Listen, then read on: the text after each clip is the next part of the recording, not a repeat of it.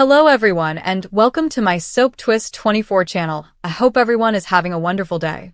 Before we begin, please hit the subscribe button and give this video a thumbs up. With the subtle aroma of marinara and garlic lingering in the air like a memory she couldn't get rid of, Taylor stood in the doorway of Deacon's dimly lighted apartment above Il Giardino. Beyond the broken window, the city hummed, but the silence inside was oppressive. At her feet was her little, battered suitcase from too many journeys. She had not come to stay, just to say goodbye, not to come apart. But here she stood, staring at the guy who had once been her bulwark in a storm she never saw coming, her heart racing, her palms wet. With his arms folded and his black gaze unreadable, Deacon leaned against the kitchen counter.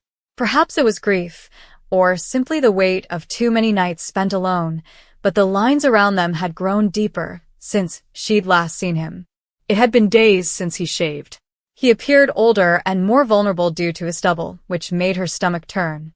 She detested noticing, resented her concern.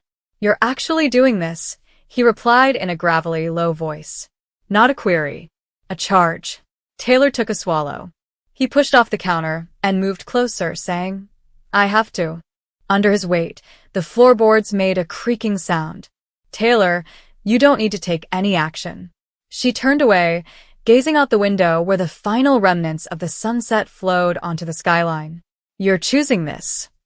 My flight is at 9. Then you have time." He was getting closer now, close enough for her to smell the warmth radiating from his skin and the little hint of coffee on his breath. "Take a seat. Communicate with me." "I am unable to." Her voice broke. She also detested that. Deacon's fingers touched her wrist as he extended his hand. She winced, but did not retreat. He touched her carefully and gently, like if she were something delicate that he didn't want to break. "Doctor, you came here for a reason, not simply to disappear after dropping a bomb." Taylor closed her eyes. Doc, the moniker struck like a fist. It had been years since he had called her that. Not since the evenings they'd spent curled up in his bed, secretly chatting to each other while acting as though nothing existed outside. Not after she had selected Ridge. Once more, and once more, she opened her eyes and said, "I came to say goodbye." He released her wrist without taking a step back, saying, "Properly." She opened her mouth and said, "Then say it." "I closed it." Sharp and jagged, the words knotted in her throat. Cool, clinical, detached, this was something she had practiced on the drive over. However, it didn't feel right to stand here and stare at her as if she were the only thing holding him to the ground. Finally, she declared, "I'm leaving LA. Forever." Deacon's jaw tensed. Because of him? No. A falsehood? Perhaps. She was no longer certain. Because of me. He looked for fissures in her face. "You're running." "Perhaps." She let out a shaky breath. "But I'm also sprinting in the direction of something. A Parisian practice. A new beginning. No drama from Forrester. No ghosts." Deacon laughed sourly. "Taylor, ghosts follow." "You are aware of that," she said. She did, for heaven's sake. There were memories everywhere in the city. Brooke's arrogant smirk across a boardroom table, Steffi's laughter resonating in the mansion, and Ridge's hands on her waist. Deacon as well. Always Deacon, like a tune she couldn't stop hearing in the back of her head. "I am unable to stay," she muttered. He moved in closer till they were almost touching. His hand raised, lingered close to her cheek, and then fell away. "You had the option to call. Sent a text. A fucking postcard was sent. However, you came here." "Why?" "You owe me nothing." "Yes, I do. Because I owed you more than that." Her voice broke. Deacon's eyes hardened as he said, "I owe you the truth." "Then hand it to me." Taylor gave him a serious look. The man who had supported her when she was broken, loved her when she didn't deserve it, and witnessed her at her lowest. She had repeatedly pushed the man away because she believed that loving him would be like standing too near to the sun. "I never stopped," she whispered, her throat tearing as she spoke. He stopped. "What?" With a watery, broken giggle, she said, "I love you." "I made an effort." I tried, God. But it was always you when I closed my eyes. Your voice. Your hands. Deacon's breath caught as he saw how you stared at me like though I was enough. Taylor, I'm not pleading with you for forgiveness, she interrupted. I'm not requesting anything. I only wanted you to know. Before I leave. A heavy, oppressive silence hung between them. A siren screamed outside. Her heart pounded so loudly within that she was certain he could hear it. This time, Deacon's hand touched her face, the thumb grazing the tear she was unaware had fallen. You believe that leaving will resolve this? No, for a brief moment, she leaned into his touch. He pressed his forehead to hers and said, but staying breaks me.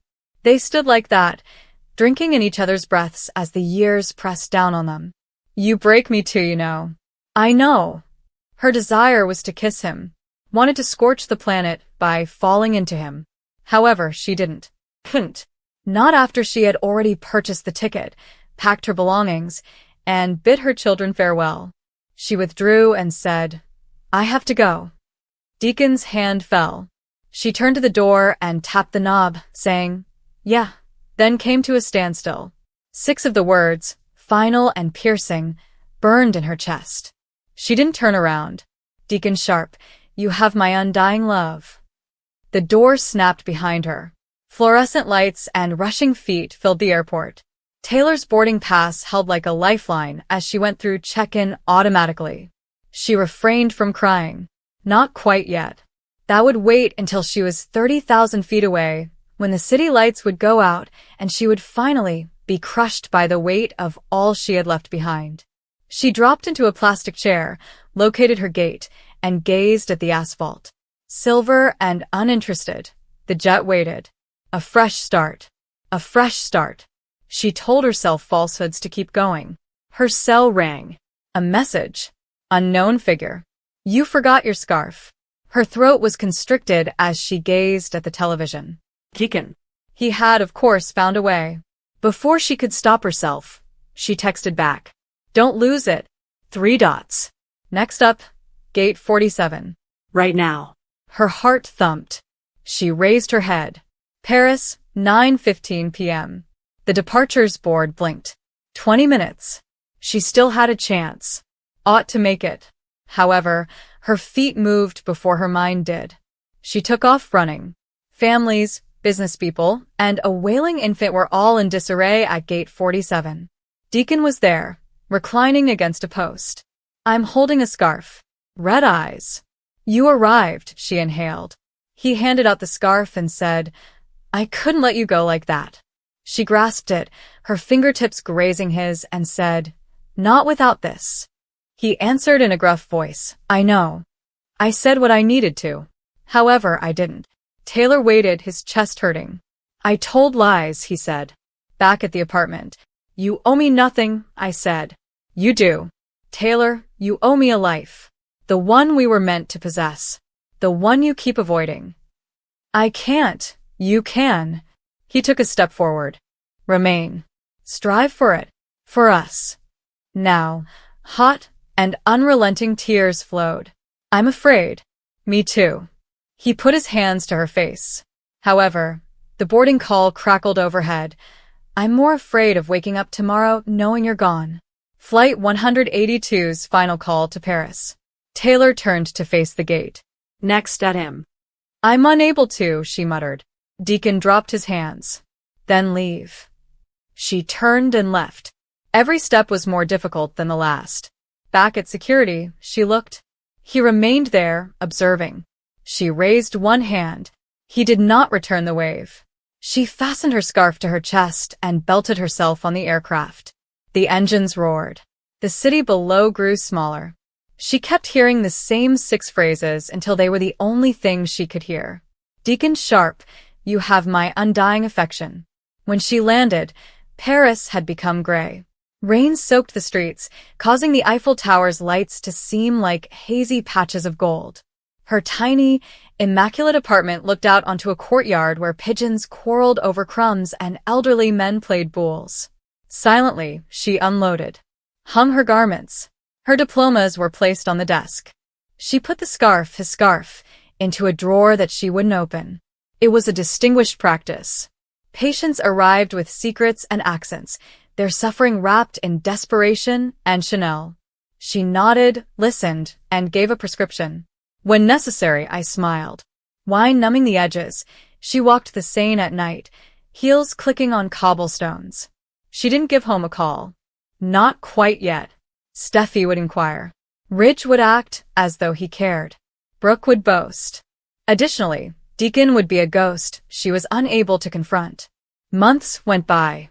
The seasons changed. In the drawer, the scarf remained. Then her phone rang one October evening. Unknown figure. Paris code. She replied. Taylor? Her knees gave way. She held onto the counter. Deacon? Yeah. A pause.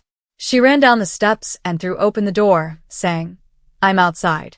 He had a leather jacket, a duffel bag, and eyes that were older than she could recall. Why are you in this place? She exhaled. He shrugged and said, I sold the restaurant. I needed a change of scenery, so I told Sharp. You came for me? He took a step closer and said, I came for us. She choked on tears as she said, If you'll have me. I went out. He said steadily, You did. I hurt you. But I also caused you pain. She gazed at the man who had traveled across the ocean for a chance and said, By letting you go. Despite her best efforts, she had never been able to stop loving him. She said, I'm still scared. Good. He gave a tiny, genuine smile. It means something. She grabbed him. He drew her close.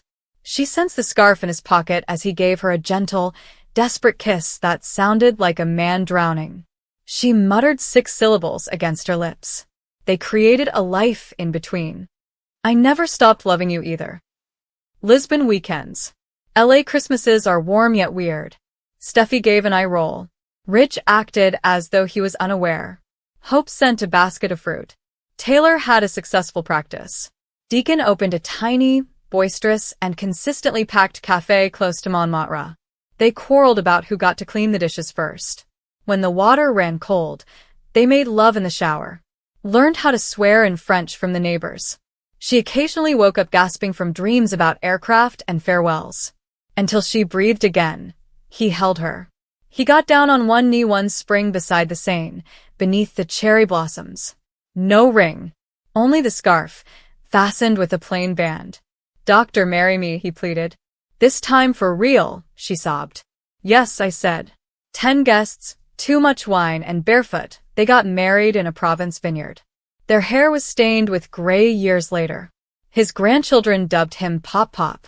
She continued to refer to him as Trouble. He brought her back to Los Angeles for their anniversary. Smiled at the irony while standing in the former apartment above Il Giardino, which is now a yoga class. Do you recall the time you broke my heart? He made fun of it. Do you recall the time you followed me around the globe to fix it? She fired back. It concluded in the entryway, where they shared a kiss, where everything started all over again. Years later, a lovesick renter who was unaware of the story scratched 6 phrases into the frame. You will always have my love. Return home. With a smile, Taylor took Deacon's hand and traced them with her finger. Some farewells are temporary. Some people simply wait for love. Just as the city lights came on, the rain started to fall. Every street in Los Angeles reflected neon and memories as the city shimmered in the gentle drizzle. Taylor stood by the window of the tiny apartment she had previously occupied with Deacon, the man who had suddenly entered her life and who was brilliant, erratic, and uncontrollable. Now, he was in the kitchen, feigning to do the dishes. The only sound between them was the clinking of porcelain against steel. Neither of them had spoken for days. Words have grown heavy and should be avoided. She knew, however, that she could not be silent tonight. She looked out the window. She said, If you continue to scrub that hard, you'll break them. Deacon didn't raise his head. He said, They're already cracked. It stiffened Taylor's throat. Like everything else. The fact, the silent truth, was that there was no glue left that was strong enough to fix the cracks in everything between them. They had fallen in love too late, too passionately and too recklessly. The floor creaked under her feet as she approached him. She said, "I didn't want it to end like this." After wiping his hands on a towel, he looked her in the eyes. "Then don't let it." His straightforward request made her feel something. She had spent months trying to figure out how to get back to the beginning, to the warmth before the cold arrived.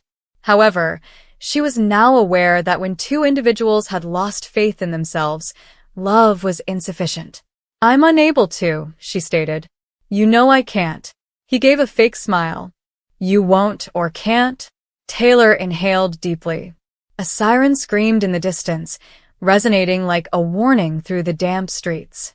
She hoped she didn't, that she still loved him, that she was leaving because she cared too much, and that she wanted to tell him everything. Instead, though, she remained silent. Deacon took a step forward. He was overcome by the scent of rain. Older than his years, his eyes were weary. "This could be fixed," he stated. She wanted to trust him when he said, "If you would just stay." She really wanted to. However, once damaged, certain things pierced too deeply to be touched again. She reached for her coat, her hands shaking. His voice cracked as he said, "Taylor." She froze and said, "Please." She would finally utter the 6 words that had been bothering her. This was the moment she had practiced 100 times. Though they would create scars that neither could ever heal, she hoped the words would free them both. With tears in her eyes, she turned to face him. "I cherish you. However, farewell, Deacon." 6 words. That was all. Long after she finished speaking, the sound of them seemed to linger in the air, as brittle as glass. Neither of them moved for a long time. Then she stepped out into the rain after opening the door. She was completely absorbed by the metropolis. She had no idea where she was going and walked for blocks. She didn't care that the rain was getting worse and soaking through her coat. It seemed like penance with each drop. Not only had she left a man behind, but she had also left behind a changed version of herself. She was no longer the woman who thought love could make everything better. She stopped as she went by a tiny cafe. She could see 2 strangers laughing over coffee through the foggy window. The scene was nearly unbearable. She thought back to the carefree, hilarious times she and Deacon had spent together, when they thought they could change their pasts just by loving one another enough. She had discovered, however, that love was not a remedy. You could see everything you didn't want to see in that mirror. Deacon sat at the kitchen table back in the apartment, gazing at the entrance she had entered. The quiet was intolerable. He picked up the half-empty whiskey glass in front of him and put it down again without touching it. Even though she was gone, he wanted to honor his promise to her that he would quit drinking for the first time. He got up and entered the bedroom. Her silky, pale blue scarf, which had a subtle lavender scent, was still stretched over the chair. He closed his eyes and pushed it to his face. Despite his desire to forget her, he was reminded of what he had lost with each breath. Even though Deacon wasn't a man who cried easily, he did so tonight. Not with violence or loudness, but with sudden, silent weeping. They were more than simply hers. They were for the man he may have become, the one he had just seen a glimpse of when she gave him a serious glance. On the edge of the city, Taylor rented a little room. The mattress sagged, the heater shook, and the walls were thin, but it was sufficient. It was calm, and she needed silence just now. "I did the right thing," she told herself repeatedly. That the only way for either of them to start over was to walk away. However, she would imagine him hearing her murmur his name like a plea while she lay in the dark at night. Days went by. Weeks later, indifferent, the metropolis continued to move. As she fought to put her own life back together, Taylor found work at a small clinic, helping others do the same. She concealed her sadness under professionalism, spoke politely to her patients, and smiled when necessary. Sometimes, though, she could barely identify the lady peering back at her when she caught a glimpse of her mirror. She had gone to heal, but she understood that healing was not a way out. It was perseverance. A few months later, they were reunited by fate, or cruelty. It happened at an addiction treatment charity event. Deacon was there as a volunteer, assisting with setup, Taylor had gone to speak. Time paused as their gazes locked across the packed hall. He appeared stronger and more stable. His smile was genuine but unsure. Her heart stumbled in her chest as he drew closer. "Taylor," he murmured. She tried to grin and said, "I didn't think I'd see you again." "Neither did I." For a long, they stood clumsily amid the cacophony of laughter and conversation. She knew he had been sober for some time since she could smell the little scent of soap on his skin. An aching she couldn't identify accompanied the swelling of pride in her chest. He stated, "I have been employed at the center, aiding where I can." "I heard," she replied. He looked down and said, "I'm proud of you." She wanted to grasp his hand and reach out, but she refrained. "You helped more than you think." Rather, she retreated a little. "You look nice," she remarked. He paused before saying, "Happy?" "I'm trying." "You?" She gave a nod. They both smiled slightly, the kind that comes from deep scars and silent forgiveness. Some days are harder than others. There was simply a gentle sadness between them now, no longer any resentment. It was a memory that was both treasured and lamented, regardless of what they had been. They went outdoors together as the event came to a conclusion.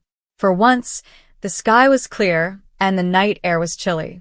He called after her as Taylor turned to go. He uttered those 6 words. "I never forgot them." She tightened her throat as she looked into his eyes. "Neither did I." He grinned, the same subdued, weary grin she had remembered.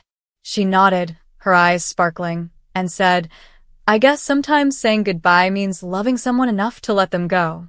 "It does." They shunned each other. They made no commitment to keep in contact. Some endings required simply comprehension, not words.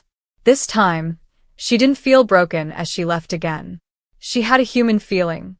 And when Deacon watched her go down the street, he felt both sadness and calm. Because he no longer remembered the night she departed when he thought of her. He reflected on how she had loved him despite his lack of self-love.